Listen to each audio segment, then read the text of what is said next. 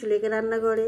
তো দেখো এই পিৎজা ডোটা আমাদের কেনা হয়েছে অনলাইন থেকে, তা কীভাবে বানাচ্ছি আপনাদের সাথে শেয়ার করছি। প্রথম দেখো পিৎজাটাকে এইভাবে উল্টোভাবে রয়েছে, এটা আমি সোজা করে নিচ্ছি, নিয়ে কী কী দিচ্ছি আপনাদের সাথে দেখাচ্ছি। গোলমরিচ দিয়ে ভালো করে হলুদ দিয়ে নুন দিয়ে সিদ্ধ করে নিয়েছি। এটাকে আমি ছোটো ছোটো মাংসটা দেখো এইভাবে আমি ছোটো ছোটো টুকরো করে নিলাম। চিজ সসটা আমি দিয়ে দিচ্ছি,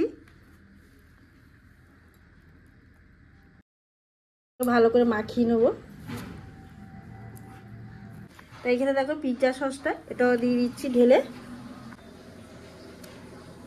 মাখিয়ে নেবো। একটা চিজ আমি দিচ্ছি এখানে গ্রেট করে।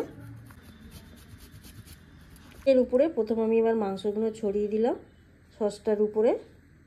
পুরো দেওয়া হয়ে গেছে, এবার আমি ক্যাপসিকামগুলো সাজিয়ে দেবো একে একে, সব দিচ্ছি একে একে। চিলি ফ্লেক্স দিয়ে দিলাম উপর দিয়ে অরিগানো ছড়িয়ে দিলাম। দেখো চিজটাকে আমি গ্রেট করে নিয়েছি, নিয়ে এবার উপর দিয়ে ছড়িয়ে দিচ্ছি।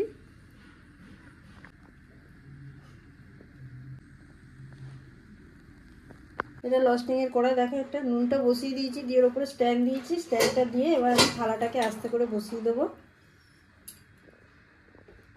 দেখো পিৎজাটা আমি বসিয়ে দিচ্ছি, কত সময় লাগবে সেটা আপনাদের বলে দেবো। দেখো পিৎজা পুরো রেডি হয়ে গেছে, আমি কেটে দেখাচ্ছি। কাটা হয়ে গেছে আমি পুরো পিৎজা ঘরোয়া পদ্ধতিতে পুরো রেডি। এবং বাড়িতে লোকজন আসলে এইভাবে বানিয়ে দিলে সবাই খাবে। আর দেখে যদি ভালো লাগে অবশ্যই চ্যানেলটাকে সাবস্ক্রাইব করবেন, লাইক করবেন, কমেন্ট করতে ভুলবেন না।